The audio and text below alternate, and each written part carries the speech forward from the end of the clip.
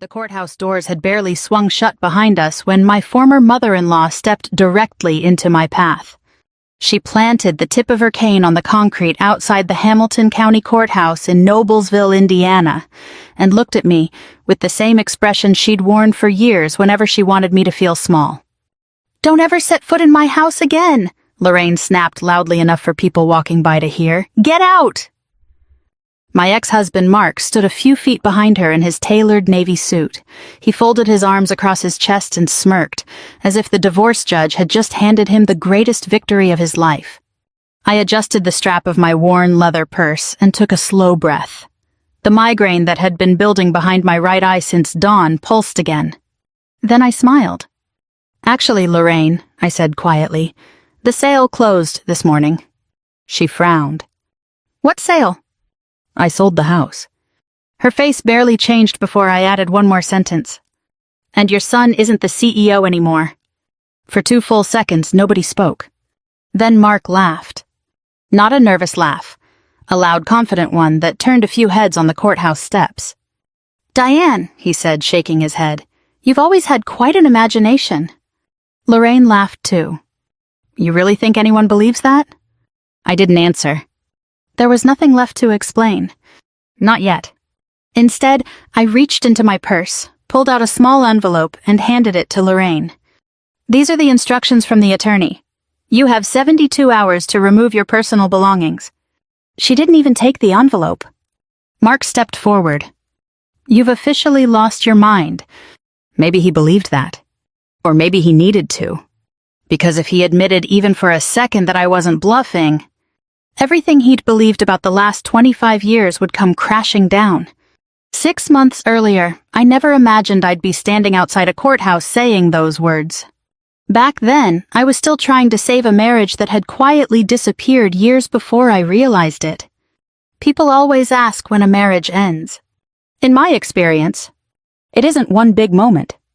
It's hundreds of little ones. It was Mark stopping by my office only when he needed a signature. It was eating dinner alone 3 nights a week because another client meeting ran late. It was him introducing himself at company events without ever mentioning me. The worst one happened at the Indiana Manufacturing Leadership Awards in downtown Indianapolis. Our company, Carter Precision Systems, had just received an award for 25 years in business. I sat at table 12 wearing a dark green dress I'd owned for nearly 10 years. Nothing fancy. I was never much for expensive clothes. Mark walked onto the stage. He looked confident, comfortable, like he'd rehearsed every word. "I started Carter Precision Systems with nothing more than a dream," he told the audience. People applauded. "I worked every day to build this company into what it is today." More applause. I waited. Surely he'd mention the people who actually kept the company alive.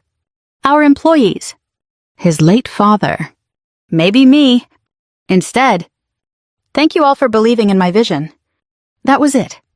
I smiled politely because everyone else was smiling. Inside, something hurt. Not because I needed applause, but because I'd spent 25 years making sure payroll went out every Friday. I'd refinanced our home during the recession. When cash flow nearly collapsed in 2009, I called suppliers myself and begged for another 30 days.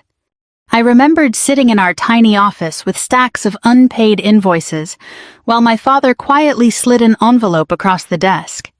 He'd sold part of his farmland near Lafayette. $320,000. Everything he'd saved after my mother died. He looked at me and simply said, "If you believe this company can survive, then so do I." That money didn't buy us luxury. It bought us time. Time became survival. Survival became growth. Growth became the company Mark now called his alone. A week after the awards banquet, I noticed something else. Mark stopped wearing his wedding ring. Not always. Only when he traveled. I said nothing. By then, silence had become easier than arguments. Then one Tuesday evening, he came home carrying a folder. I was heating leftover chicken soup because my migraine had been bothering me all afternoon. He laid the folder beside my bowl. "I've already signed." I looked down. Divorce papers. No warning. No conversation. Just signatures waiting for mine. "I think this is best," he said.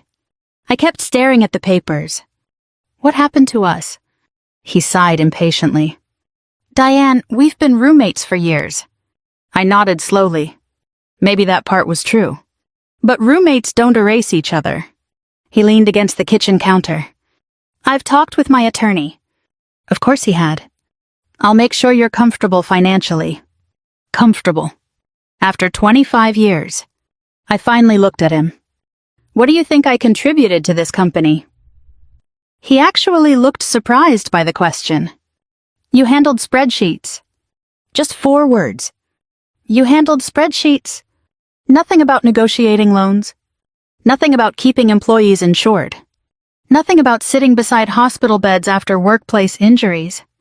Nothing about missing vacations because someone had to stay behind. Just, you handled spreadsheets. He picked up his keys. I have dinner. With Natalie, I assumed. Though he didn't say her name. After the front door closed, I sat there alone until the soup turned cold. I wasn't crying. Not yet. I was trying to understand how someone could live beside me for 25 years and genuinely believe I'd simply organized paperwork. 2 days later, I met Rachel Kim. She'd served on our board for years and had become one of the few people I trusted completely. We met at a quiet coffee shop near Meridian Street in Indianapolis. She listened without interrupting. When I finished, she stirred her coffee once. What do you want? I expected legal advice. Instead, she asked that. I don't know. Yes, you do. I looked out the window. I want him to stop pretending I never existed. Rachel nodded.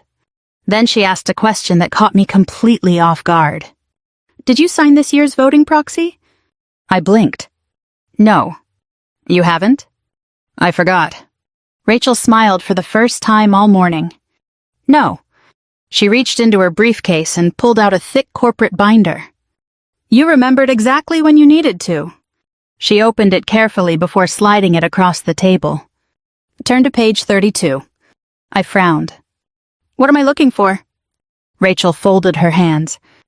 The reason Mark may have made the biggest mistake of his career. I stared at page 32 for several seconds before I looked back up at Rachel. The page wasn't dramatic. No bold headlines. No secret clause highlighted in yellow. Just a chart.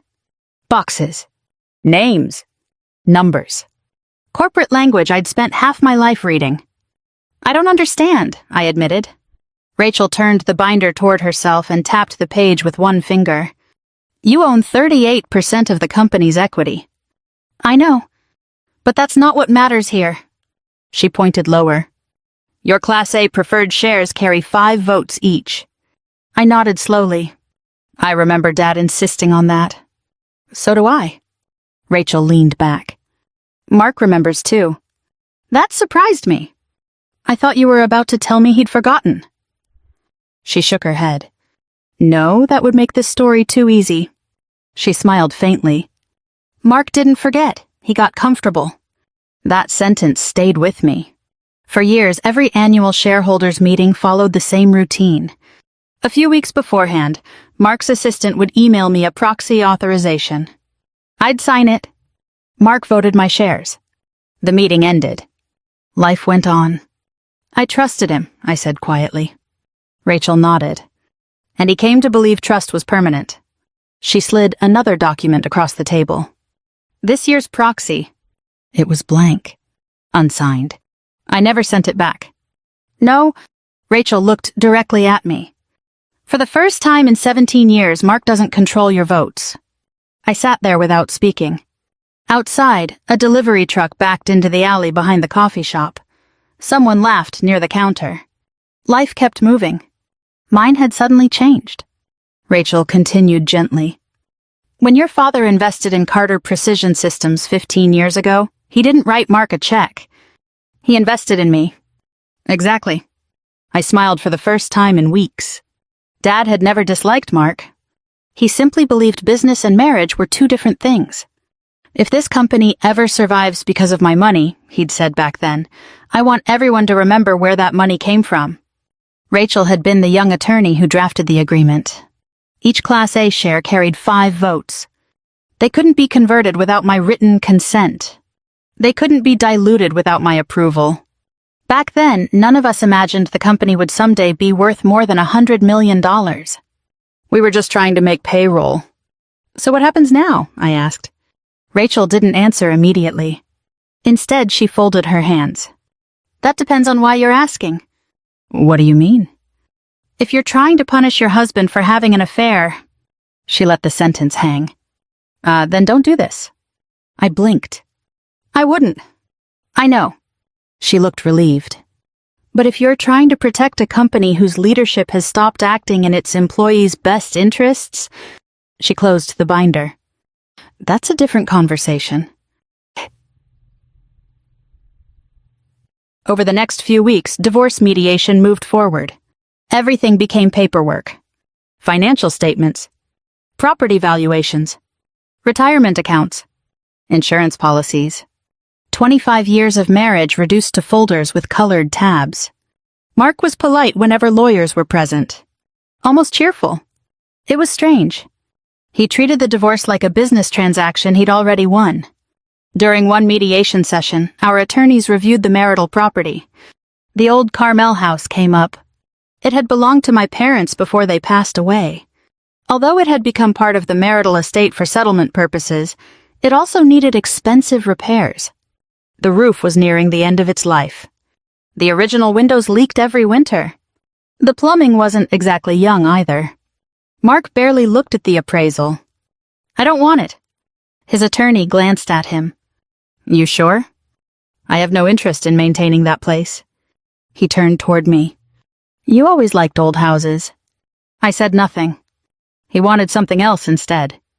The downtown Indianapolis condo. Most of our brokerage account.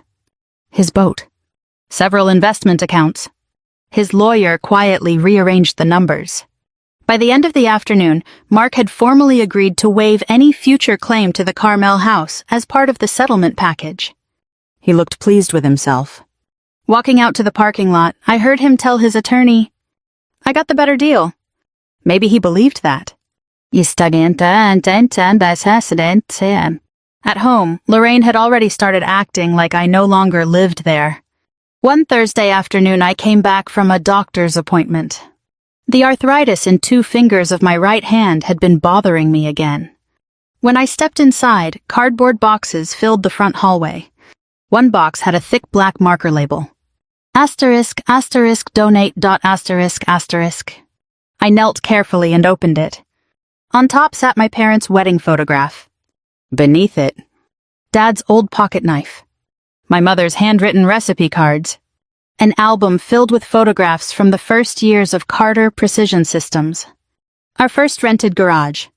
Mark covered in machine grease. Me holding Emily with one arm while answering payroll calls with the other. One photograph had been bent across the corner. I gently flattened it. Lorraine walked in carrying grocery bags. Oh, she didn't sound embarrassed. I figured Mark wouldn't want all that old clutter. I looked up. My parents are clutter?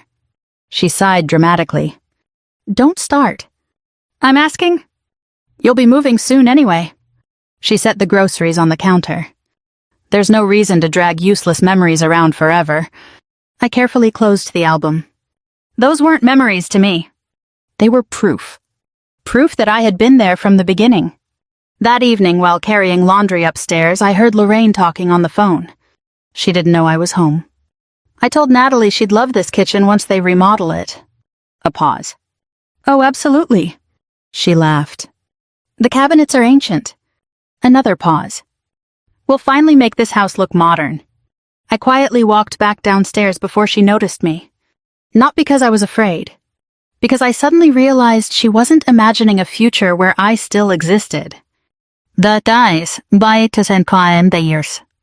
following Monday, my phone rang. Tom Alvarez. Our outside CPA. He almost never called me directly. Diane. His voice sounded unusually serious. Do you have a few minutes? I do. I've been reviewing executive compensation. Something about his tone made me sit down. I found several things Rachel needs to see. What kind of things? He lowered his voice. Large executive retention bonuses. That's not unusual. These were approved without full board review. I frowned. Anything else?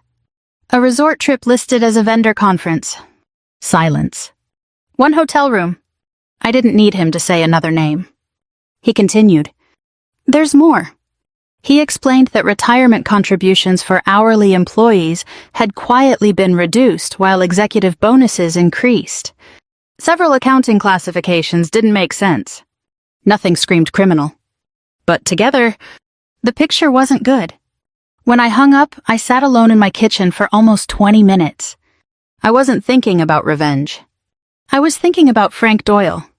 He'd worked for us since the garage days. 68 years old now. Still showing up every morning before sunrise. If Mark really had chosen bonuses over people like Frank, this wasn't just about my marriage anymore. That evening, Emily came over. She stood in my kitchen twisting her coffee mug between both hands. Mom, I looked at her. I knew. I froze. Knew what? About Natalie. The words barely came out. For almost a year. The room suddenly felt very quiet. Why didn't you tell me? Emily started crying. Dad said you already knew. I didn't. He said your marriage had been over for years. I looked down at the table. I believed him. She wiped her face. I thought staying neutral meant I wasn't choosing sides. I reached across the table and squeezed her hand. Sometimes silence chooses for you. I didn't say it out loud. She already knew. The next morning my phone rang before 8. Rachel. Tom finished reviewing everything. I held my breath. We have enough. For what? She answered calmly. An emergency board meeting. When? Tomorrow. She paused just long enough for my stomach to tighten. 10 o'clock. I barely slept the night before the board meeting. Not because I was afraid of Mark. I was afraid of myself. At 49, you stop believing every difficult decision has a clean ending. I'd spent 25 years helping build Carter Precision Systems. I knew every hallway, every machine, every employee birthday, and every family emergency we'd quietly helped through.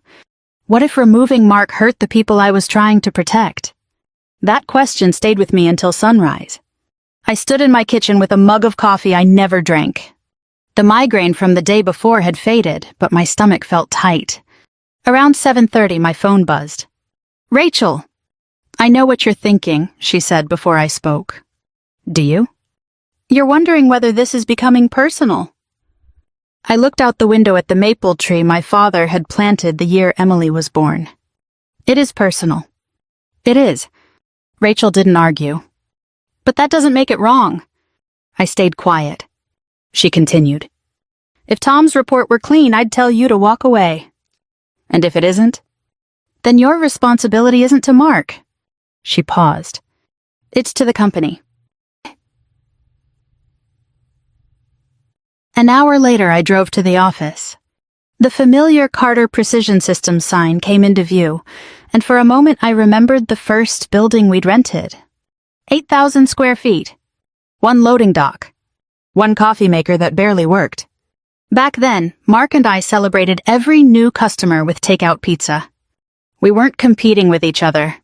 We were surviving together. That memory almost made me turn the car around. Almost. When I entered the lobby, I noticed people behaving normally. Someone laughed near the vending machines. Forklift alarms echoed faintly from the production floor. Reception answered phones. Nobody knew what was about to happen upstairs. I hoped they never would. Not the details. Companies survive bad leadership. They don't survive constant public drama. I took the elevator to the executive floor. Rachel and Tom were already there. Tom looked exhausted. I reviewed everything twice, he said quietly. You won't find mistakes. I never thought you would. He nodded. I wish I had. Rachel handed me a folder. This isn't your fight unless you decide it is. I appreciated that. Nobody was pushing me. Nobody was promising revenge. Only accountability. At 9:10, another board member arrived. Stephen Cole. He'd served on the board nearly as long as Rachel. He greeted me politely. I wasn't expecting to see you today. I imagine Mark wasn't either. He smiled faintly. I'll be honest. I hope you are. I'm uncomfortable mixing divorce and corporate governance. So am I. That seemed to surprise him. I don't want revenge, Stephen. Then why are we here? I looked him straight in the eyes. Because if Tom's report had been about anyone else, we'd still be having this meeting. He considered that for a few seconds, then simply nodded. It wasn't agreement, but it wasn't dismissal either. At 9:40, my attorney called. The judge signed the settlement. I closed my eyes. So it's official. Yes. And the property? The title company has authorization to close. I whispered, thank you. The call ended. I stared at my phone for a long moment. The Carmel house was finally mine alone. Not because I'd tricked anyone. Because Mark had chosen something else. During mediation, he'd insisted on keeping the downtown condominium, most of our brokerage account, and his boat. He'd called my parents' old house a money pit. He wanted liquidity. He wanted convenience. He'd laughed when his own attorney suggested thinking twice. She can have the old place. Those had been his exact words. Now the closing attorney was waiting only for final confirmation from Ben Foster. For the first time in months, I allowed myself one slow breath. At 9:55, my phone buzzed again. An email. Subject: **** shareholder proxy authorization. ****. I frowned. The sender was Mark's executive assistant. Routine. Professional. Exactly the same format I'd received every year. Please sign at your earliest convenience. I almost laughed. Not because it was funny. Because habit is powerful. For 17 years I would have opened the attachment, signed it without reading, and sent it back. My hand actually reached for the mouse. Then I stopped. The date. Today's date. 10 o'clock board meeting? I immediately forwarded the email to Rachel. A few seconds later she replied, ****, thank you. Do not respond. ****. That one email told the board something important. Mark wasn't trying to steal my vote. He simply assumed he'd always have it. Sometimes arrogance doesn't announce itself. Sometimes it quietly expects yesterday to repeat forever. At exactly 10 o'clock, Mark walked into the boardroom. Same confident smile. Same expensive suit. Coffee in one hand. He looked around the room. Morning, everyone. Nobody answered immediately. He noticed me. His smile faded. What are you doing here? I was invited. He laughed once. This is a board meeting. Rachel closed the leather folder in front of her. It is. So why is Diane sitting here? Rachel answered calmly. Because she's a director. And a voting shareholder. Mark blinked. Fine. He shrugged. Let's get this over with. He sat at the opposite end of the table. Natalie wasn't inside. She waited outside, probably expecting Mark to introduce her later as our next chief operating officer. Rachel looked around the room. Before we begin, I'd like everyone to confirm they've received Tom Alvarez's audit summary. Papers rustled. Everyone nodded. Mark looked irritated. What audit? Tom slid a folder toward him. You'll want to read page 4. Mark flipped through the first few pages. His expression changed. What is this? Rachel answered. Our agenda. He looked back down. Executive compensation. Conflict of interest. Travel reimbursement. Unauthorized bonus approvals. The room grew quiet. Even the air conditioner suddenly sounded louder. Mark looked directly at me. This is because of the divorce. No. It's exactly because of the divorce. Rachel interrupted gently. No. She folded her hands. This meeting is about corporate governance. Mark leaned back. You've got to be kidding. Rachel remained calm. The evidence speaks for itself. Tom cleared his throat. Mr. Carter. Mark glared at him. Top vortices. The accounting records show executive retention bonuses approved without full board authorization. They were legal. Perhaps. Tom nodded. But they weren't properly disclosed. Mark looked toward me again. You planned this. I met his eyes. I planned to tell the truth. His voice hardened. You're willing to destroy the company because I left you. For a moment, the room disappeared. I saw us 25 years earlier, covered in machine grease, eating cold pizza on folding chairs, laughing because we'd finally landed our first big contract. Then I came back to the present. No, I spoke quietly. I'm trying to stop you from destroying the company we built. Not the company you built. The company we built? Nobody spoke. Rachel looked around the table. The board will now review the motion concerning executive leadership.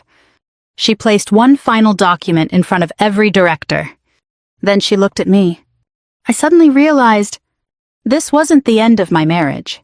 It was the beginning of whatever came next. Nobody reached for a pen. Not right away. The silence inside the boardroom felt heavier than any argument I'd ever heard. Mark looked from one face to another, searching for someone who would smile, crack a joke, or tell him this was all some misunderstanding. Nobody did. Rachel adjusted her reading glasses. Mr. Carter, before the board considers any motion, you're entitled to respond to the findings. Mark straightened in his chair. Gladly.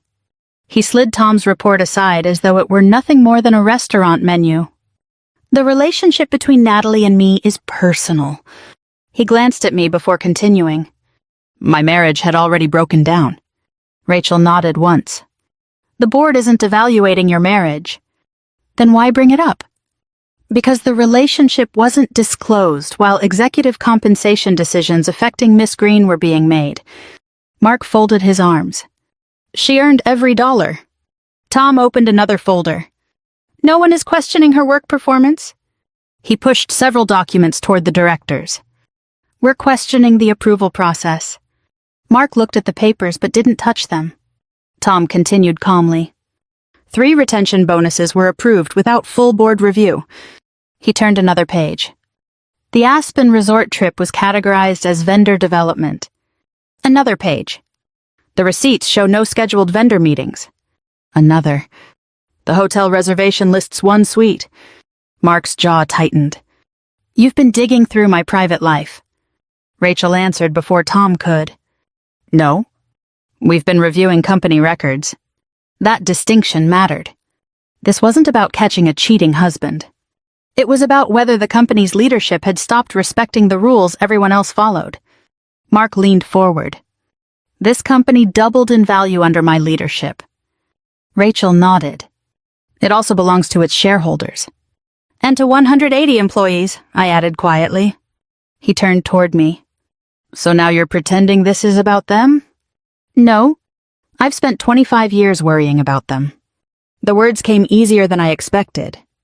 I remember calling machinists during the recession to promise payroll would still clear on Friday. I remember sitting with Frank Doyle's wife in the hospital. I remember telling employees we'd find a way through COVID before we even knew how. I looked around the room. I don't remember asking for credit. Mark laughed once. Bull. I shook my head. I asked for honesty. The room fell silent again. Rachel placed a printed resolution in front of every director. The first motion concerns Miss Natalie Green. The vote was quick.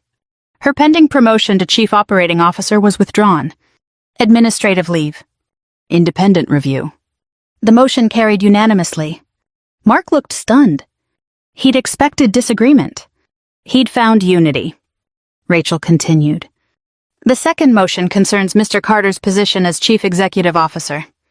She paused long enough for every director to look down at the resolution. The recommendation before the board is removal as CEO, effective immediately, and appointment of David Reynolds as interim Chief Executive Officer, pending a permanent search. Mark stood up so quickly his chair rolled backward. This is insane. Nobody answered.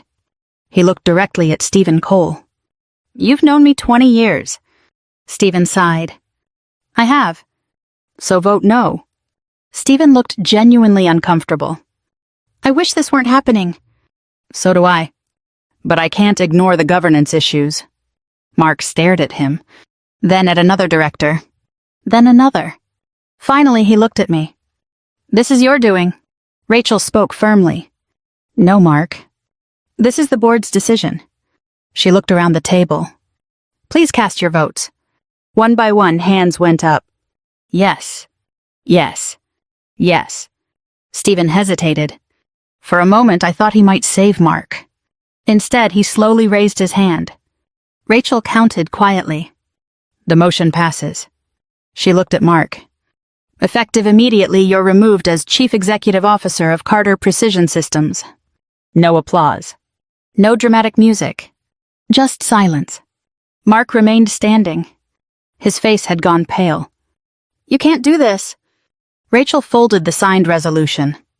We already did. She slid the document toward me.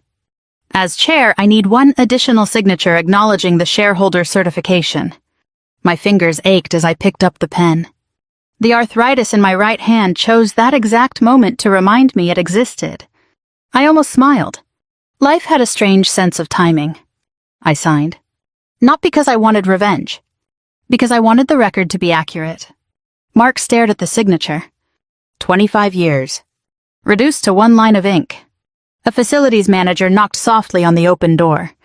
He'd worked with us for nearly 15 years. His voice was almost apologetic.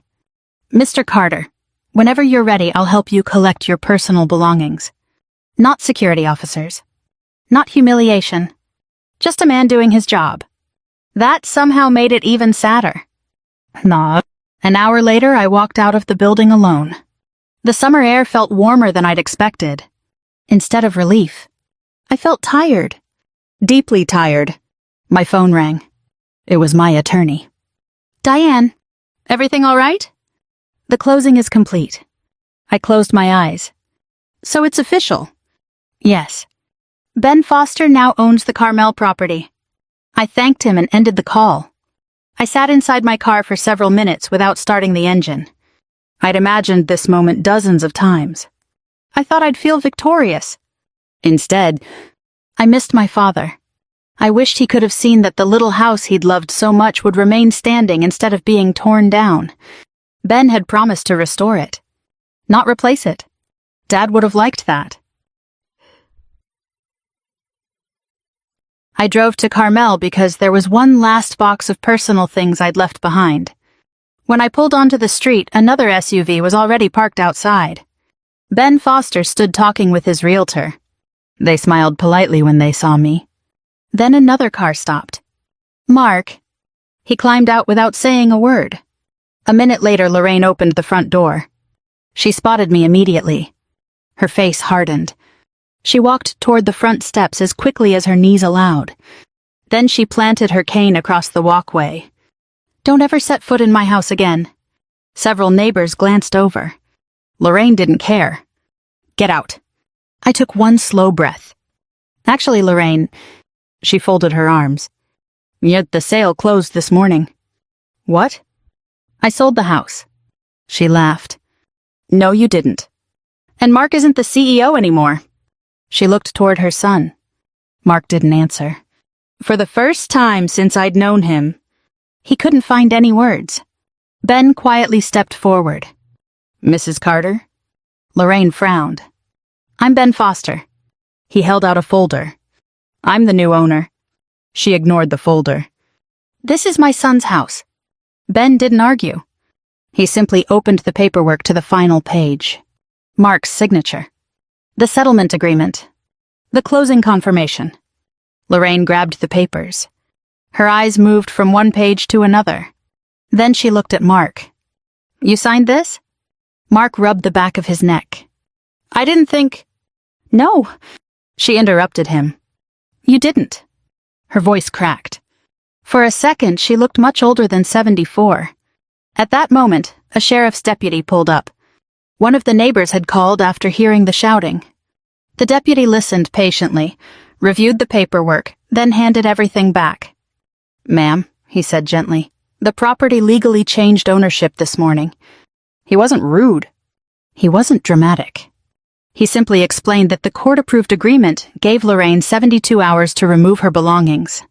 Nothing more. Nothing less. Ben turned toward her. I've already arranged movers if you need help.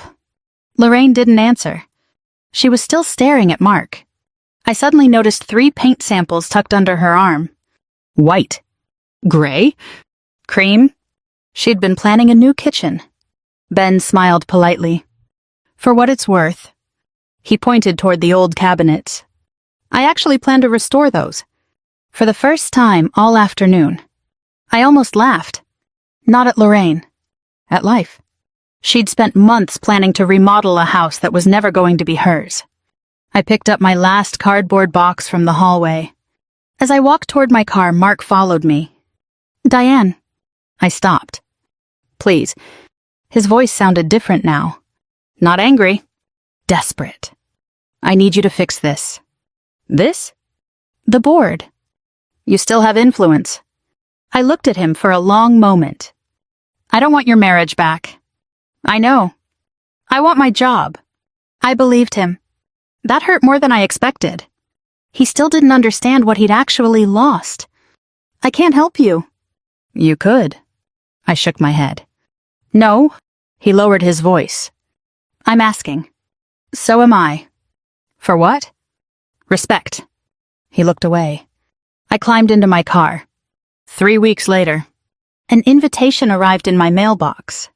Asterisk asterisk, Carter Precision Systems, Annual Employee Appreciation, Banquet. Asterisk asterisk. I almost threw it away, until I noticed one handwritten note at the bottom. Asterisk asterisk, please come. Asterisk asterisk. Asterisk asterisk, Rachel asterisk asterisk. When I walked into the ballroom at the Indiana State Museum that evening, the first person I saw was Mark. He wasn't supposed to be there. I stopped just inside the ballroom doors. The Indiana State Museum had hosted Carter Precision Systems' annual employee appreciation dinner for years, but this time the room felt different. Round tables covered with white linen stretched across the ballroom. People who had worked beside me for decades stood talking over coffee and slices of pecan pie. Some had retired years ago but still came every summer because, in many ways, the company had been their second family. Then I saw Mark. He was standing alone near the back wall in a charcoal suit. Not at the head table. Not surrounded by executives. Just standing there. For a moment I considered turning around and leaving. I wasn't interested in another confrontation. Rachel spotted me before I could escape. She walked over, smiling warmly. I'm glad you came. I almost didn't. I figured. She glanced toward Mark. He insisted on attending. You let him? He's still a shareholder. She lowered her voice. But tonight isn't about him. I nodded. I hope not. Rachel touched my arm gently. I have one favor to ask. What is it? Just stay until the end. I don't know if I can. You can. Her confidence reminded me of something my father used to say whenever I doubted myself. Asterisk, you don't have to enjoy doing the hard thing. Asterisk, you just have to do it. Dinner passed quietly. People stopped by my table to say hello. Most asked how I was doing. A few apologized for not reaching out during the divorce. I told them the truth. I wasn't ready to talk. Frank Doyle eventually sat down beside me. He looked older than the last time I'd seen him. His hair had turned almost completely white, and he moved more slowly than he used to. But his smile hadn't changed. Good to see you, kid. He'd been calling me kid since I was 24. I've missed you, Frank. You look tired. I laughed softly. I am. You'll sleep better. I hope so. He nodded toward the stage. You're going to like tonight. I frowned. What do you mean? He only smiled. You'll see. Anna. After dessert, Rachel stepped onto the stage. The conversations gradually faded. She thanked everyone for another successful year before talking briefly about the company's history. This year marks 25 years since Carter Precision Systems opened its first workshop. A large screen behind her lit up. An old photograph appeared. The garage. I hadn't seen that picture in years. There was Mark, 28 years old, grinning beside our first used milling machine. Then another picture. Me sitting on a folding chair with a calculator, invoices spread across a card table. The next one made me laugh through unexpected tears. Emily as a toddler asleep in a cardboard box while I finished payroll. People around the room chuckled. Another picture. Dad standing proudly beside the first CNC machine we'd managed to buy with his investment. I felt my throat tighten. Rachel continued speaking. For many years, our company history recognized only one founder. She paused. That history was incomplete. The next slide appeared. A simple title. Asterisk asterisk founders, asterisk asterisk. Asterisk asterisk Mark Carter, asterisk asterisk. Asterisk asterisk Diane Whitmore. Carter asterisk asterisk. The room became very quiet. Rachel looked directly at me. Some people build companies by making sales. She looked around the ballroom. Others build companies by making sure every employee gets paid, every supplier gets called, every problem gets solved before anyone else notices. She smiled. Tonight we're correcting the record. I heard my chair scrape softly against the floor as someone stood. Then another. Then another. I turned. Frank Doyle was already on his feet. He wasn't clapping yet. He simply stood. Within seconds, nearly everyone else followed. The applause started slowly, then grew louder and louder. I looked around the room. People I'd hired. People I'd comforted after surgeries. People whose children I'd watched grow up. Some were smiling. Some were crying. I was doing both. Rachel motioned toward the stage. I shook my head. No. She smiled. Yes. The applause didn't stop. Eventually I walked forward. The steps felt strangely long. By the time I reached the microphone, my right hand was trembling enough that I had to hold it with my left. I laughed softly. I had a speech prepared. That wasn't true. The audience laughed with me. I guess I don't anymore. The room grew quiet. I never wanted recognition. I looked across the ballroom. I only wanted the truth. I paused. My father used to tell me that integrity is what you do when nobody is watching. I smiled toward the photograph still displayed behind me. He would have loved seeing all of you together tonight. I took another slow breath. This company was never built by one person. It was built by welders, machinists, receptionists, accountants, engineers, forklift drivers, maintenance crews, and families who believed this place was worth sacrificing for. I looked around one last time. Thank you for letting me be part of that. The applause returned, even louder this time. After the program ended, people gathered around to hug me. Frank eventually reached me. You forgot something. What? He smiled. My wife's surgery. I blinked. I didn't forget. You never told anyone. I smiled. It wasn't anyone else's business. Frank turned toward several younger employees standing nearby. When Linda needed heart surgery back in 2007, the insurance hadn't kicked in yet. He looked back at me. Diane arranged an advance out of company funds. I interrupted him. We approved it through payroll. He grinned. She also drove casseroles to our house for 2 weeks. I felt my face turn warm. You don't have to tell everyone that. Yes. He nodded firmly. I do. He looked around the room. Mark knew how to grow the business. He pointed gently toward me. She knew how to take care of the people inside it. Nobody applauded that time. They simply nodded. Some truths don't need noise. I noticed Mark standing near the ballroom exit. People weren't avoiding him. They simply weren't gathering around him anymore. He waited until the room had mostly emptied before walking over. We stood facing each other. No lawyers. No judges. No board members. Just two people who had once believed they'd grow old together. I owe you an apology. I waited. I should have given you more credit. For a moment, I almost accepted that. Then I realized something. Credit wasn't what had been missing. I looked him in the eye. You should have given me respect. He lowered his head. I know. Neither of us spoke for several seconds. Finally, he asked quietly, Do you think you'll ever forgive me? I thought about that carefully. I already have. He looked surprised. But forgiveness isn't permission to come back. He nodded slowly. I understand. Whether he truly did, I honestly couldn't say. Emily found me outside overlooking the canal. She wrapped her arms around me without saying anything. After a while, she whispered, I'm proud of you. I kissed the top of her head. I'm proud of you too. She smiled. For what? For finally realizing you don't have to carry everyone else's arguments. She laughed. I'm still learning. So am I.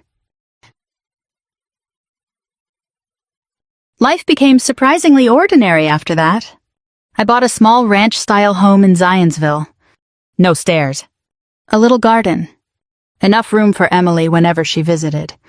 I started consulting for smaller manufacturing companies a few days each month. Just enough to stay busy. Not enough to lose my weekends again. Ben Foster occasionally sent photos as he restored my parents' old house. He kept the original hardwood floors. The front porch. Even the kitchen cabinets Lorraine had wanted to replace. Dad would have smiled. 3 months later, a handwritten envelope arrived. The return address surprised me. Lorraine. Inside was a single sheet of paper. Asterisk Diane, asterisk. Asterisk, I was wrong about the house. Asterisk, I was wrong about your place in the company. Asterisk, I don't expect you to answer. Asterisk, I only wanted you to know. Asterisk, Lorraine, asterisk. I didn't write back immediately. A few weeks later, I mailed her a simple card wishing her well after another round of physical therapy. Compassion didn't erase the past. It simply meant I no longer wanted to carry bitterness into whatever years I had left. Looking back now, people sometimes ask whether winning felt as satisfying as I'd imagined. The truth? Not exactly. Watching Mark lose his title didn't heal me. Selling the house didn't heal me. Being recognized at the banquet didn't heal me. What healed me was finally believing I didn't have to earn respect from people who had already decided not to give it. Growing older teaches you something success never can. Peace is worth protecting. Your dignity is worth protecting. And it's never too late to stop apologizing for knowing your own value. If you've ever had to rebuild your life after someone underestimated you, I hope you know you're not alone. Thank you for spending this time with me, and I truly hope the people in your life recognize your worth before it's too late.